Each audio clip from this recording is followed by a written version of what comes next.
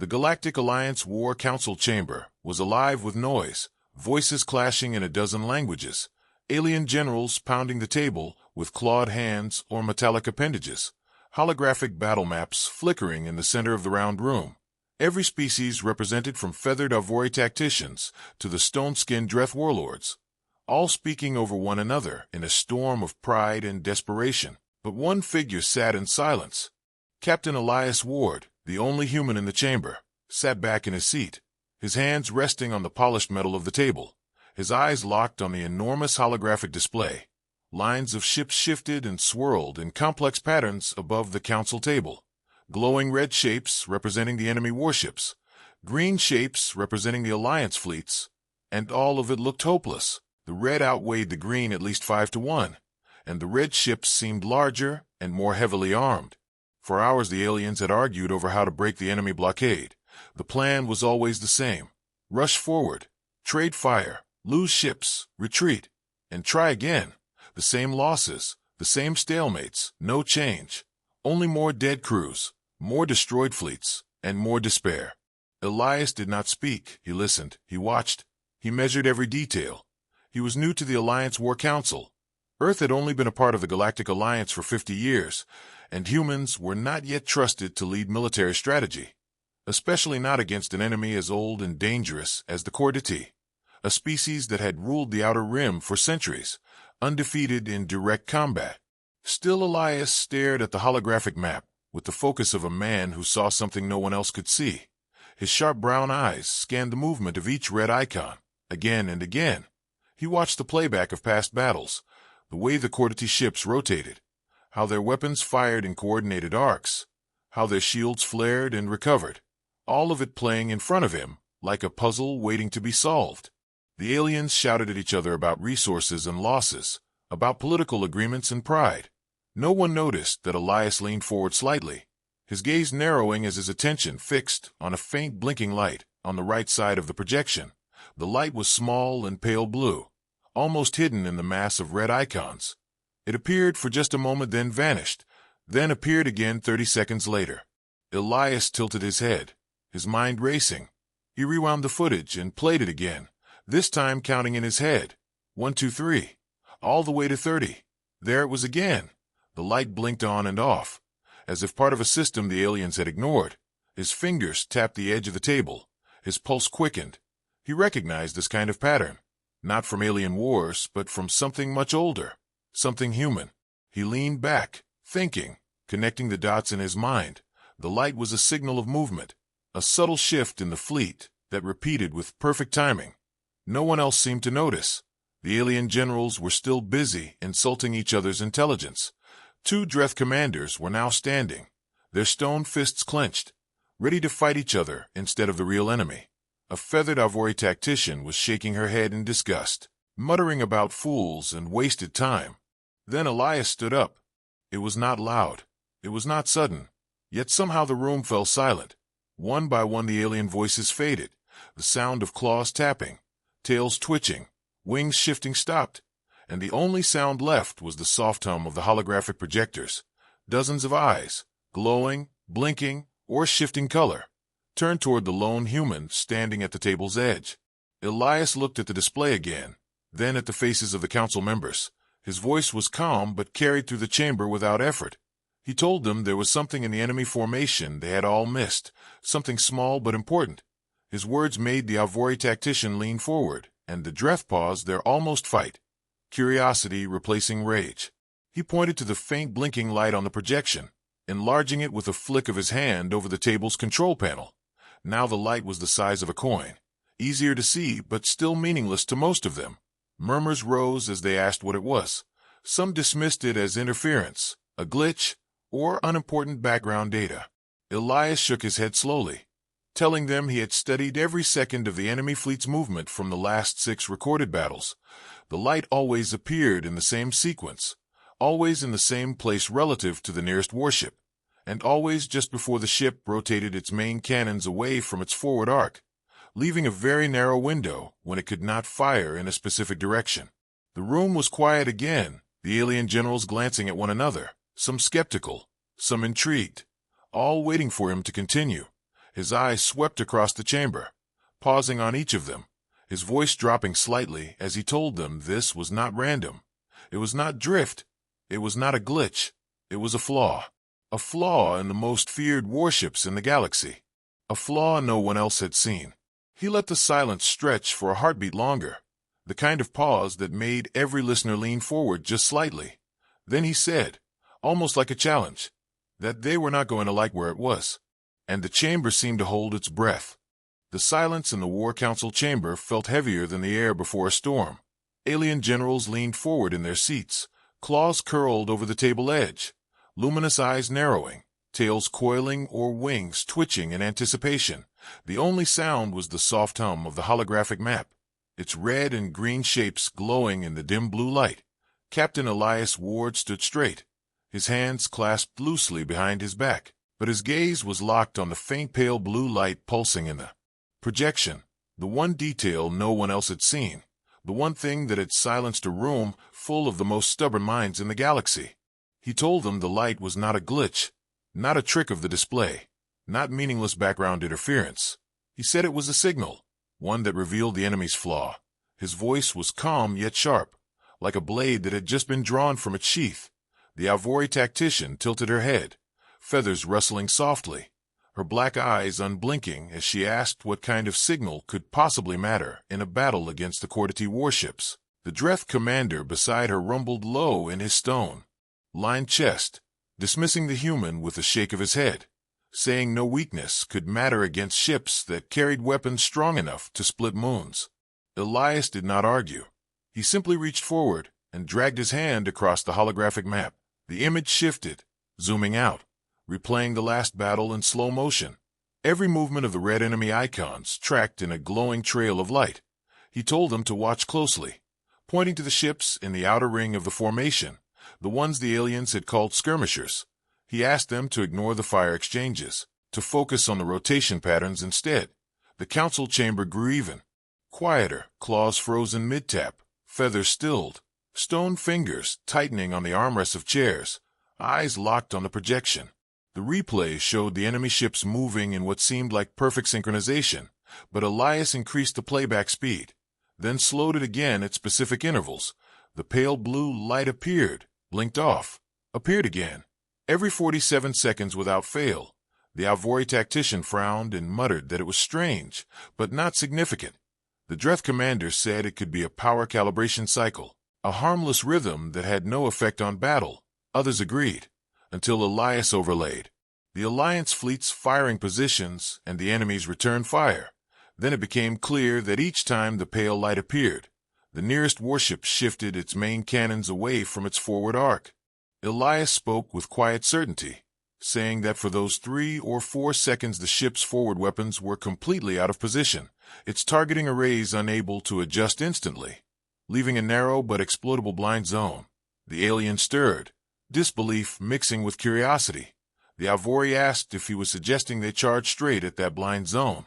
Elias shook his head and told her charging was the last thing they should do. Instead, they needed to time their approach so precisely that the enemy would never realize they had entered the blind zone until it was too late. The Dreth commander scoffed, saying no pilot could time something so perfectly in the chaos of battle. Elias replied the humans had done exactly that centuries ago in naval and aerial warfare, using patterns to predict enemy movements and slipping into positions where enemy guns could not reach.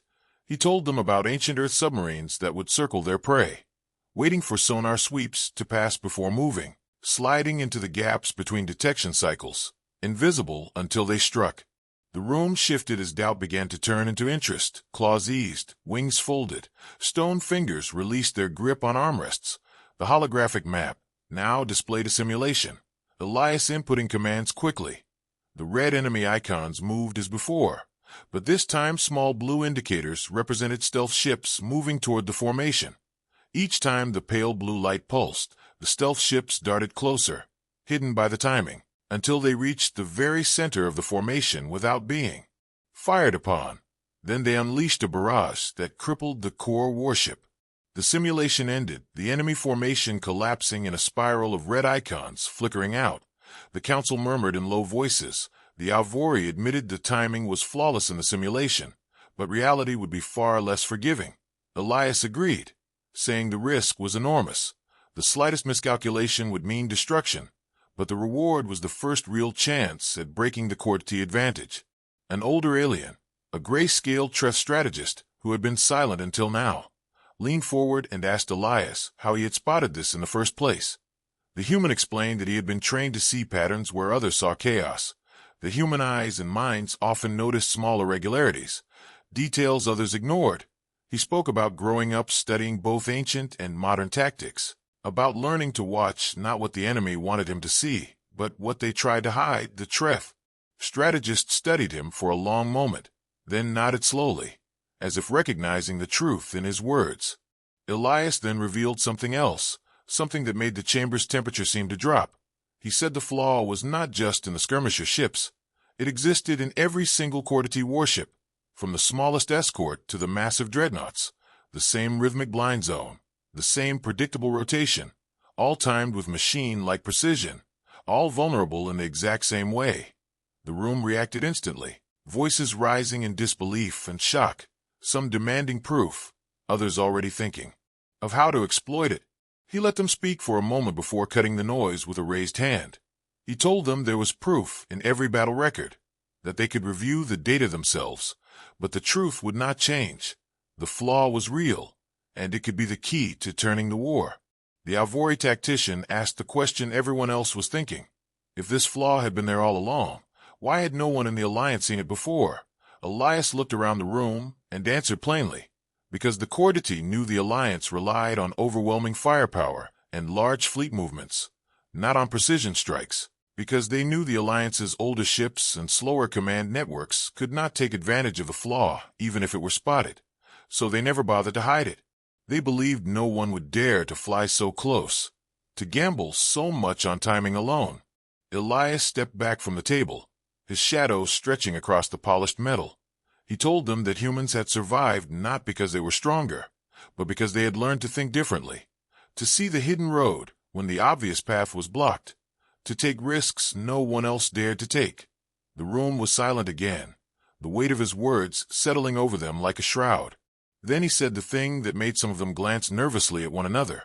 He told them the flaw could be exploited, but only if a fleet was willing to fly right into the heart of the enemy formation, closer than any Alliance ship had ever dared to go, close enough to see the enemy hull plating with the naked eye, close enough to be destroyed in seconds if the timing failed.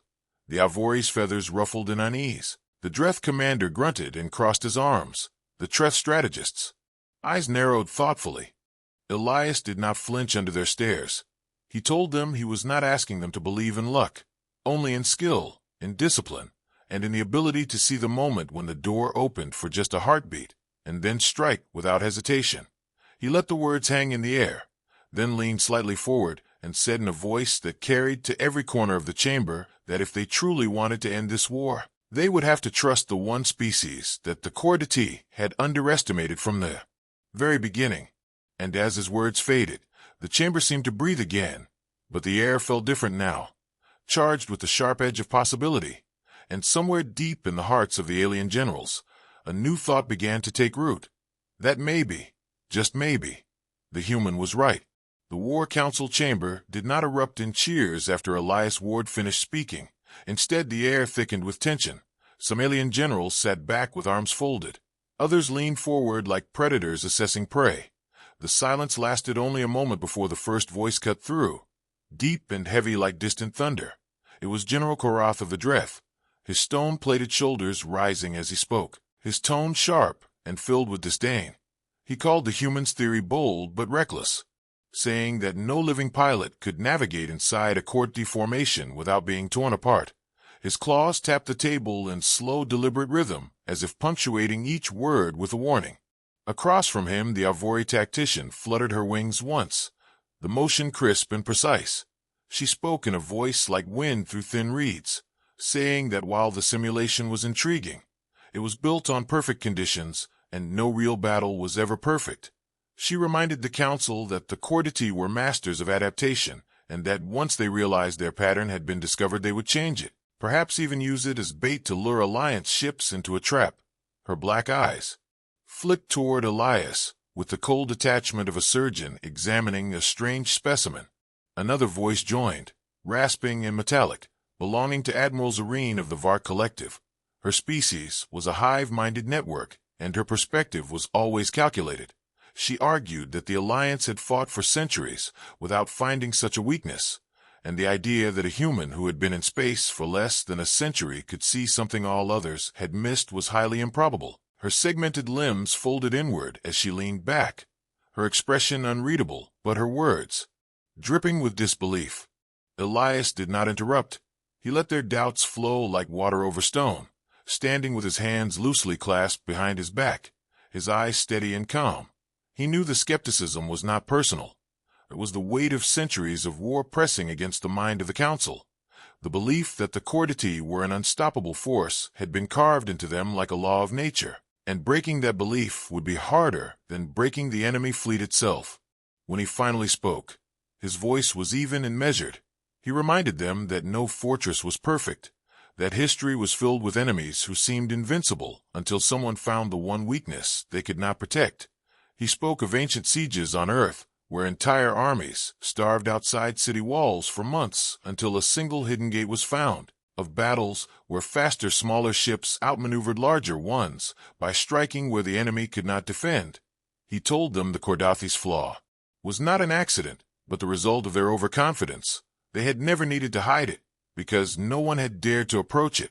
General Karath growled in his chest, saying that even if the flaw was real, the plan would require ships faster and more agile than anything in the Alliance fleet. Elias nodded and told him that such ships existed, though they were few. Human-designed stealth frigates built for reconnaissance and deep-strike missions, ships that relied on speed and maneuverability rather than heavy armor. The Council murmured at this, some surprised, others skeptical that human ships could match the performance needed. The Alvori tactician tilted her head and asked what would happen if the Chordati detected the approach early. Elias replied that then the mission would fail and every ship involved would be destroyed.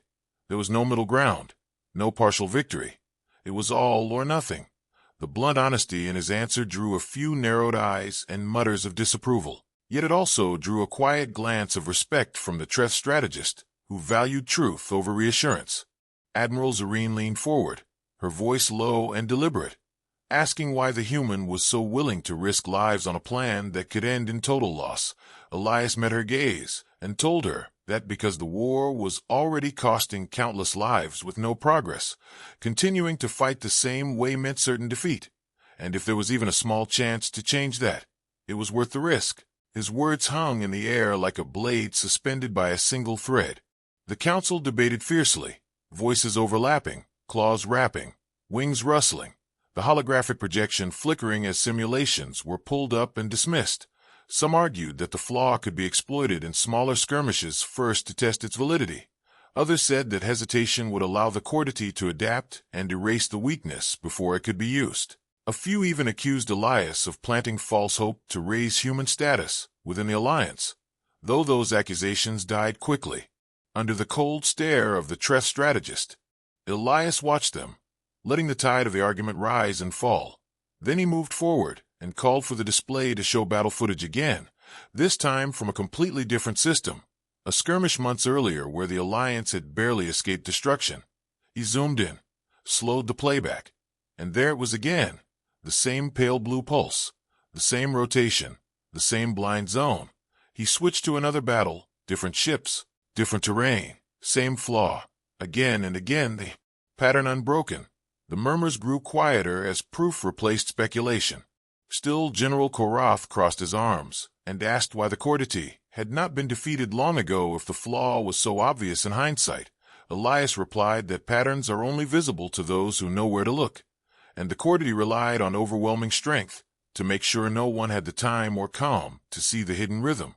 He told them he had spent months reviewing every scrap of battle data in isolation, something no fleet commander could do in the chaos of war, and that the clarity came, not from better eyes, but from taking the time others could not afford. The Alvori tactician leaned closer, feathers shifting, asking him to explain exactly how the timing would be used in a real engagement. Elias described the sequence in detail, the moments of approach hidden in the rhythm of the rotations, The instant of firing before the cannons could realign. The immediate withdrawal before the blind zone closed. It was a dance of precision and nerve, requiring pilots who could feel the seconds in their bones, who could act without hesitation. As he spoke, the holographic map displayed a simulated run, the blue stealth frigates sliding through the gaps like water through cracks in stone, striking and vanishing, the red icons flickering out one by one. The simulation ended with a handful of blue ships retreating intact, leaving the enemy formation crippled. The room was silent once more, not in disbelief this time, but in contemplation. Elias stepped back and looked around the chamber, telling them he knew trust would not come easily, that humans were still newcomers, and that his voice carried little weight compared to theirs. But he also told them that the flaw was real, the risk was necessary, and that every day they waited the Cadet claimed more worlds, enslaved more people, and tightened their grip on the galaxy. The Treth strategist finally spoke, his voice deep and slow, saying that fear of failure could not outweigh the possibility of victory. His scaled hand rested on the table as he said that if the flaw was there and could be struck, then it must be struck before the enemy realized their shield had a crack. His words carried weight, and several heads turned toward him with surprise. Still not all were convinced. Some muttered that it was madness, others that it was genius. But in the shifting tension of the council chamber, something had changed. The unshakable certainty of Cadet invincibility had cracked just slightly, enough for doubt to seep in, enough for the possibility of human insight to take root. Elias saw it in their eyes, the slow turning of thought, the weighing of risk against the crushing inevitability of continued defeat. And he knew the battle in this room was just as important as the one they would face in space, for without the council's approval the plan would never fly. Without their belief the flaw would remain a ghost in the data, unseen and unused.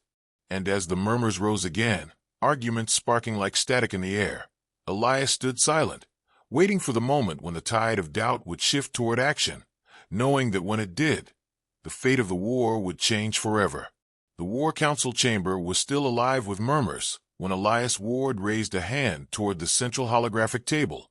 The blue and red icons dissolved into darkness, replaced by the image of a single ship, not a Cadet dreadnought, not an Alliance cruiser, but a grainy projection of something much smaller, its lines sharp, its hull dark, its design unlike anything most of the council had seen before. Elias stepped closer, the glow of the projection painting hard shadows across his face, and told them this was where the flaw had been born. He explained that centuries ago on Earth there had been wars fought not in the skies, but beneath the oceans. Machines of steel called submarines would stalk one another through the dark, and survival depended on patience, silence, and knowing when the enemy's eyes were turned away. These submarines would track their prey until a sonar sweep passed, then slip forward in the few seconds of blindness before the next scan. It was a deadly dance of timing and nerve, and one mistake meant destruction. The Cadet rotation pattern mirrored that tactic almost exactly, except on a scale so vast that no one had connected it to ancient human warfare until now. The Alvori tactician tilted her head, feathers rustling softly as she asked if the Cadet had learned this tactic from humans. Elias shook his head, saying the Cadet had been using this maneuver long before humans reached the stars, perhaps as a refinement of their own naval strategies from their homeworld. But the principle was the same, and because humans had once lived by such patterns they could recognize them faster than anyone else. This was not about technology. It was about instinct, the kind that could not be programmed into a machine. General Karath gave a low rumble of doubt, saying instinct was worthless without ships fast enough to act on it. Elias smiled faintly, almost like a man who had been waiting for that challenge, and with a motion of his hand the holographic image shifted again, now showing a sleek vessel of human design, its hull black as the void, its profile narrow and predatory. These were the stealth frigates of Earth's Deep Strike Division, designed to infiltrate enemy space and disappear before detection. Their hulls coated with energy-absorbing materials, their engines built for short bursts of extreme acceleration, their weapons light but precise. Elias told them these frigates had been created for missions that required slipping past enemy lines to deliver or extract intelligence. They could not survive a direct slugging match with heavier warships, but they could weave through fire like knives through cloth. and with the timing he had discovered they could slide directly into the Cortity blind zones, deliver a killing strike, and escape before the enemy could adjust. The room stirred at this, some murmuring in approval, others in doubt, but all listening. Admiral Zareen leaned forward, her segmented limbs unfolding slightly, asking if Elias had tested this theory beyond simulations. His gaze sharpened as he said that he had not tested it in live combat, but that his simulations had been run using real battle data, not fabricated conditions. The Cordathi's flaw had appeared every time, unchanged, and that meant it was structural, built into their maneuvering algorithms, not an error of chance. The flaw was as much a part of their fleet as the armor on their hulls. The Treth strategist rested a clawed hand on the table and asked why the Cortity would design such a vulnerability into their own ships. Elias answered that it was the same reason predators sometimes expose a small weakness in order to protect a greater strength. The rotation pattern shielded their power cores from sustained fire by constantly shifting their orientation. The blind zone was an unintended side effect, one they could afford to ignore because no one had ever dared to exploit it. Until now. Elias began to walk slowly around the table, his voice steady, telling them that the Cortity warships drew their energy from massive cores buried deep in their hulls, shielded on all sides except for a narrow channel that had to open briefly during the rotation cycle to vent heat. That channel was the point of vulnerability, invisible to sensors unless you were close enough to see the fluctuation with your own eyes. For the Cortity, the risk was minimal because no one could get that close without being destroyed. But with precise timing the Alliance could. The Alvori tactician spoke again, her feathers shifting in a restless pattern, asking what would happen if the Cortity realized the Alliance had discovered this weakness. Elias replied that then the war would shift into a race. They would adapt their designs to close the flaw. But until that day came, the Alliance had a window of opportunity, a chance to cripple fleets that had never known defeat, to change the balance of power in a single campaign. General Karatha's stone-plated jaw tightened. He asked who would lead such a mission, his tone almost daring the human to claim the role. Elias met his gaze without hesitation and said he would. He knew the rhythm. He had studied it longer than anyone, and he trusted himself to see the opening and take it. His voice carried a quiet finality that made several of the generals glance at one another. Admiral Zareen asked how many stealth frigates he would need. Elias paused for a moment before answering, saying that too many would risk detection and too few would not be able to inflict enough damage. He proposed a strike group of 12 ships, all flown by the best pilots in the Alliance, not just humans, but any species willing to take the risk, because the mission would demand skill, precision, and absolute trust in the timing. The Treth strategist tapped a claw slowly against the table and asked if Elias was prepared for the fact that some or all of those ships might not return. Elias's reply was quiet but unwavering, saying that every pilot who joined would understand the risk, and that if the mission succeeded, their sacrifice would save far more lives than it cost. There was a moment of silence after that, the kind that comes when no one can argue with the truth, even if they want to. The holographic map shifted again, showing the enemy formation in full, the rotation pattern traced in thin white lines, the blind zones highlighted in pale blue. Then the projection layered in the paths of 12 blue stealth frigates weaving through the gaps, striking the cores, and vanishing. The red icons blinked out one by one until the formation crumbled into chaos.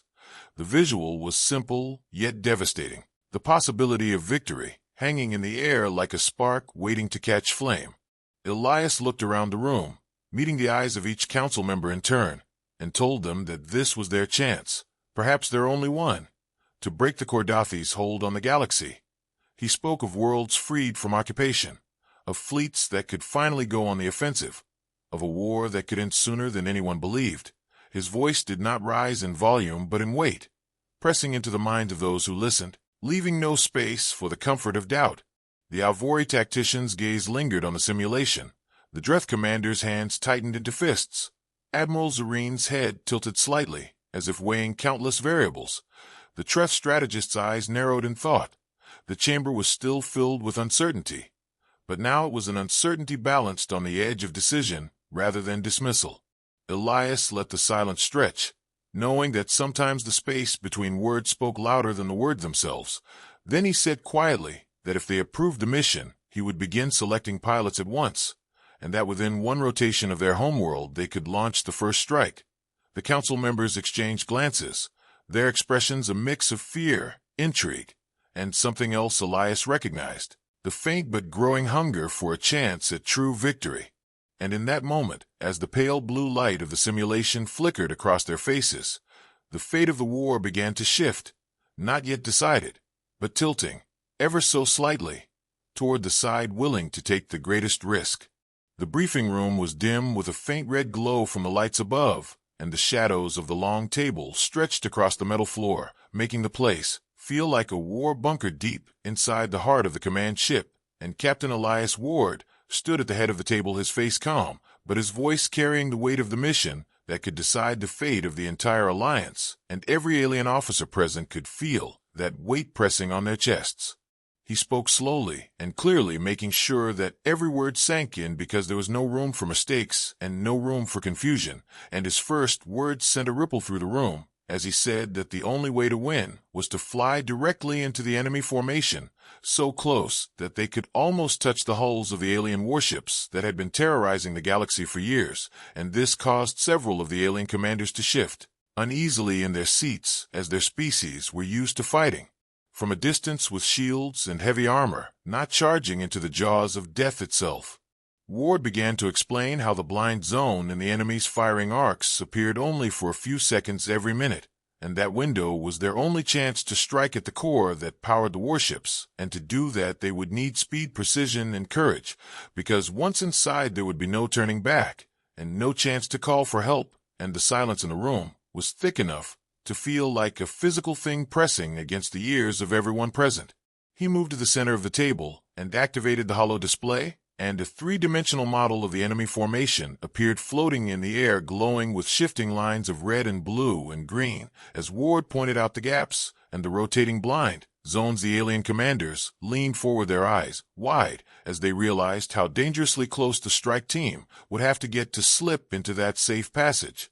Ward then showed them the ships they would be using, small human-designed stealth crafts with light armor and high acceleration capable of dodging incoming fire, but unable to withstand even a single direct hit from the main cannons of the enemy warships, and some of the alien officers began to murmur in protest, saying their own larger ships had more firepower and thicker armor, but Ward cut them off, explaining that size was a weakness here because the bigger the ship, the easier it would be for the enemy to track and destroy it before it could reach the target zone.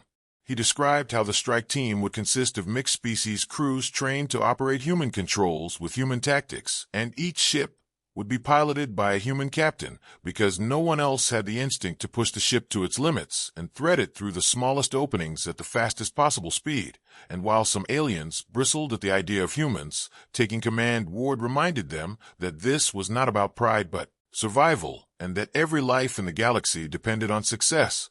The holo display shifted to show the approach path, a twisting line that wove between enemy ships in a way that seemed almost impossible to follow, and Ward explained that the ships would fly in complete radio silence, using only visual signals between them to coordinate their movement, and this was to ensure the enemy could not detect their transmissions and triangulate their positions before they struck, and the thought of fighting without any way to speak to their allies made some of the alien crew members exchange nervous glances.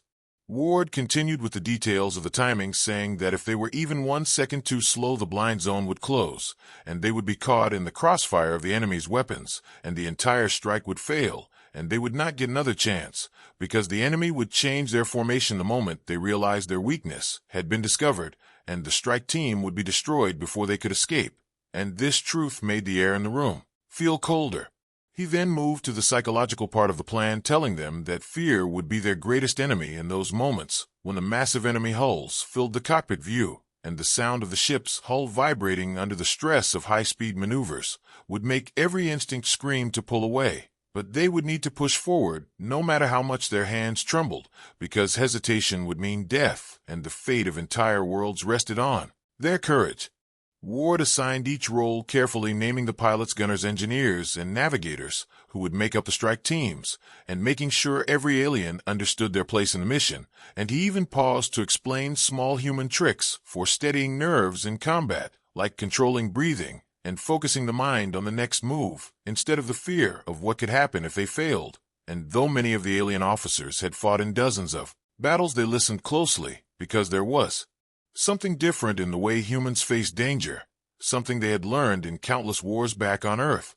Finally, Ward ended the briefing by telling them about the escape phase, saying that if the strike succeeded, they would have to flee before the remaining enemy ships could regroup, and that meant pushing their small crafts to maximum speed, weaving through debris and collapsing ships, while the enemy fired wildly in every direction, and the image alone made several officers tighten their grips on the table edge as they imagined the chaos of such a retreat. The room was silent for a long moment after he finished, and then a tall insectoid commander spoke in a clicking voice, asking what they should do if the enemy detected them before they reached the blind zone, and Ward looked directly into the aliens' many eyes and said they would keep going, because stopping was the same as dying, and that answer seemed to cut through the fear in the room, replacing it with a cold determination. Ward's communicator crackled to life, suddenly breaking the tense silence, and a voice came through, speaking in a low, urgent tone, saying that scouts had detected enemy sensor pings sweeping the outer edge of the Alliance fleet, and it sounded like the enemy was probing for something, and Ward's jaw tightened as he realized the possibility that their preparations had already been noticed and that the enemy might be expecting them. He switched off the communicator and looked around the room, telling everyone that they would have to move sooner than planned, because if the enemy was suspicious, they would tighten their formation and the blind zone could vanish entirely. And this left no time for hesitation and no room for second thoughts. And in that moment, the strike team understood that the plan they had just learned would not be rehearsed or tested, but carried out for real in just hours. Ward turned to the holo display one last time and zoomed in on the glowing weak point in the enemy formation, saying that this was the heart of the enemy fleet, and if they could destroy it, the war could change forever. And then he looked up and said in a steady voice that every single one of them had been chosen because they were the best at what they did, and that the galaxy was counting on them, and there was no greater honor than to be part of this mission. The red lights in the room seemed to burn brighter as the strike team rose from their seats one by one, their expressions hard and focused, because they all knew there was a chance none of them would return, but they also knew that if they succeeded, their names would be remembered for generations, and without another word they began to prepare for the most dangerous flight of their lives, while outside in the cold darkness of space the enemy fleet waited, unaware that a group of small, fragile human-crafted ships was about to change the course of the war forever.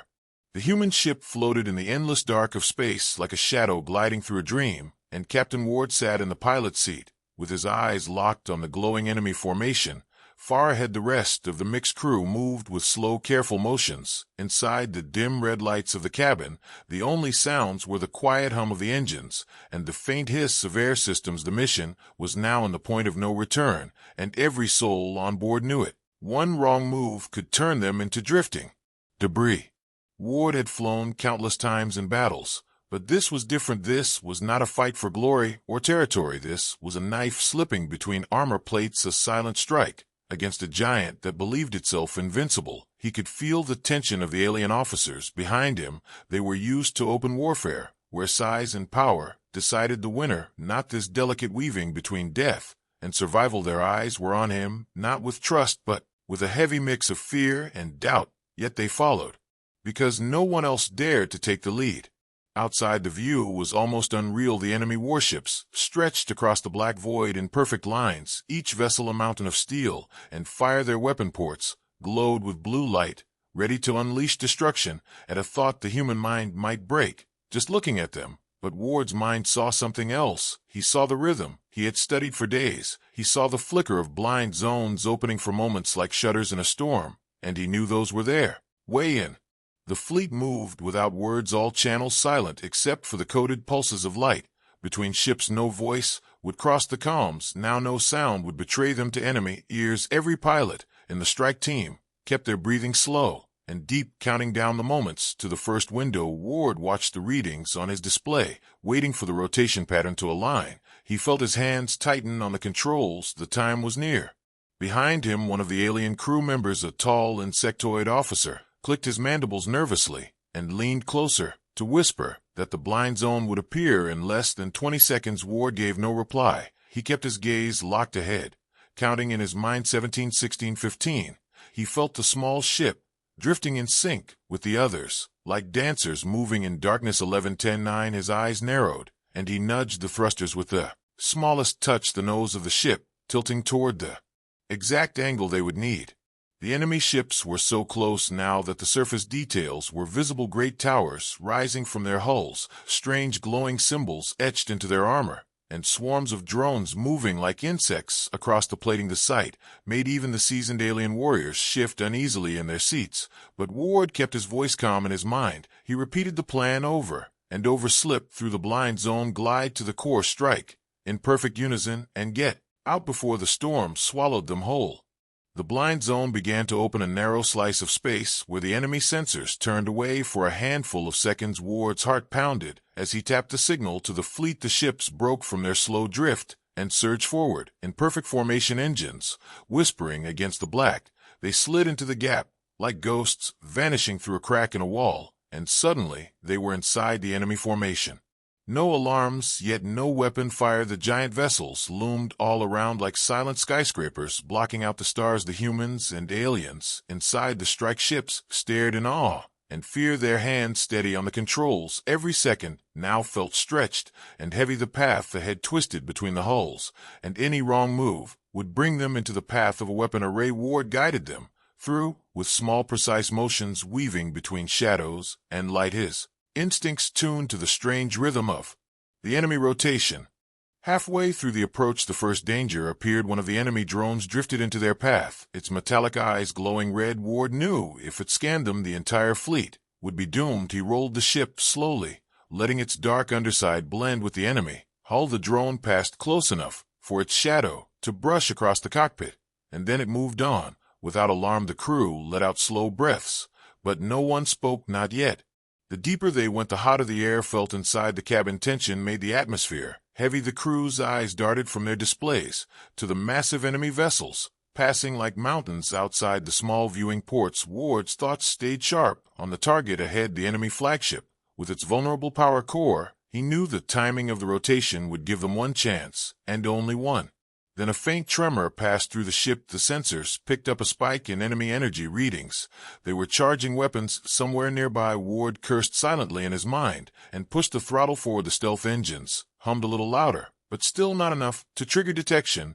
The ships of the strike fleet followed tight behind each pilot, watching Ward's every move as if their own lives depended on it, which they did. The path narrowed ahead. Two enemy warships rotated slowly past each other, leaving a gap barely wider than their ships. Ward tilted the craft sideways and slid through the gap with centimeters to spare, scraping paint from the hull, but clearing the passage. The rest of the fleet followed in a careful line, each one threading the needle as if pulled by invisible strings. Once through, they emerged into the open space near the flagship, its colossal form filling the view. Ward felt the clock ticking in his mind. The blind zone on the flagship sensor array was about to appear for less than 5 seconds. It was the only moment they could strike. Without warning, the coordinates of the power core were locked in on his display, glowing red against the dark blue outline of the ship. He could feel his pulse in his throat.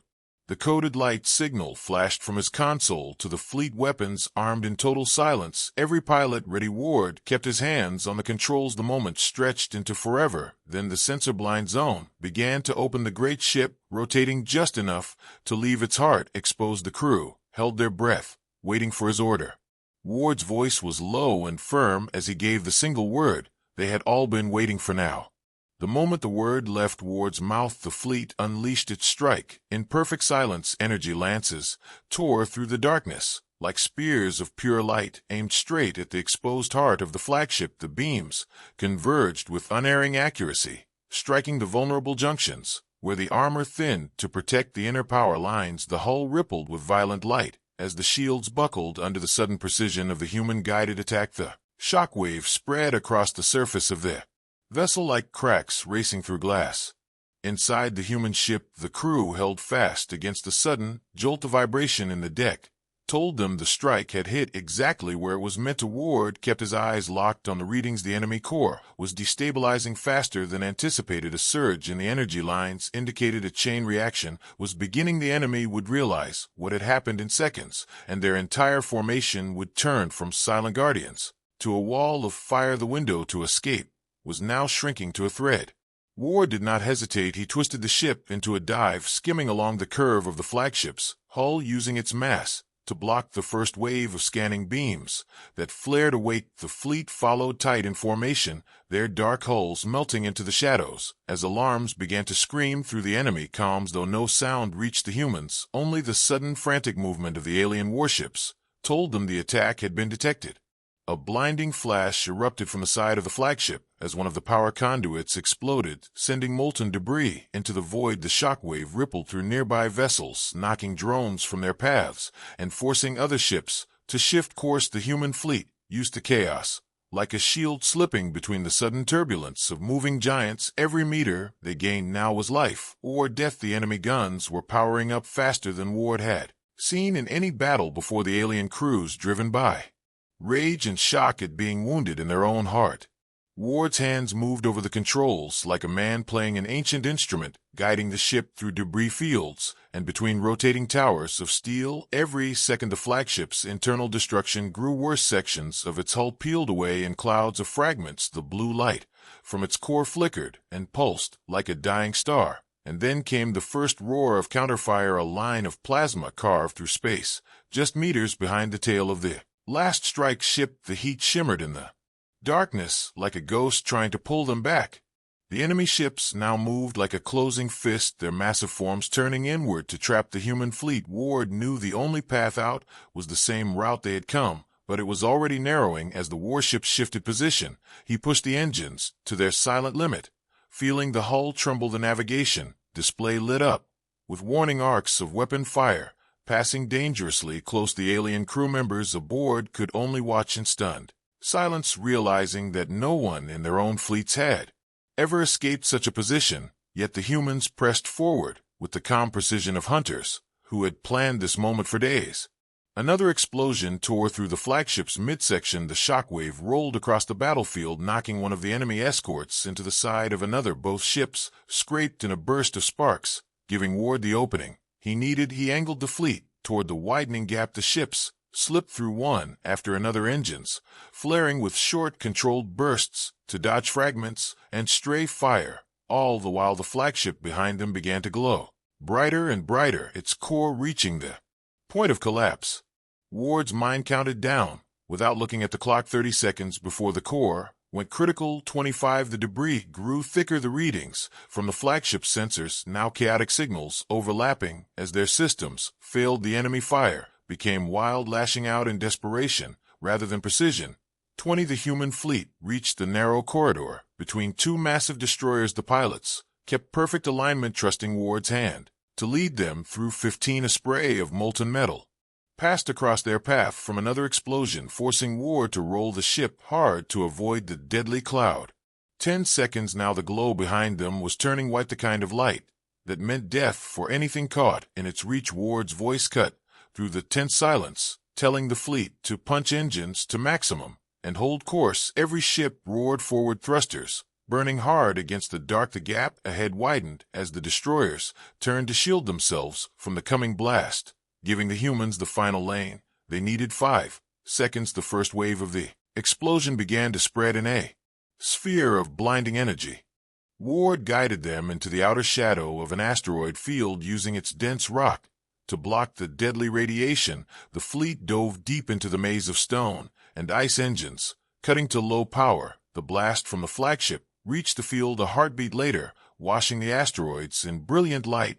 The shockwave rattled every hull, but the fleet held together. When the light faded, the flagship was gone, replaced by a cloud of glowing fragments drifting in the void. Its destruction a wound in the enemy's pride that would never fully heal. The alien officers aboard sat in stunned silence, their eyes reflecting both awe and disbelief. They had never seen such precision, such cold daring pulled off in the heart of their greatest enemy. Ward simply leaned back in his seat, scanning the displays to confirm the fleet's survival. Each ship reported in one by one, voices steady but heavy with the weight of what they had just done. They had not only crippled a giant, they had walked into its throat and torn it apart without leaving a trace of their own dead behind. Ward looked once more at the field of debris on the distant scanner. The humans had proven something tonight, not just to the enemy, But to the Allies, who had doubted them, the flaw in the flagship's design had been there for years, and no one had dared to exploit it until now. This strike would echo across the galaxy as a reminder that size and power meant nothing when faced with the patience, cunning, and courage of humanity, and those willing to stand with them. The fleet began its slow crawl deeper into the asteroid shadows, engines whispering as they disappeared from detection range. The stars beyond seemed sharper, brighter, as if the void itself had taken note of the victory. Ward said nothing more, only setting the course home, while the crew absorbed the silent truth that they had changed the war in a single night, and that the enemy would never again see humans as a lesser race, but as something far more dangerous,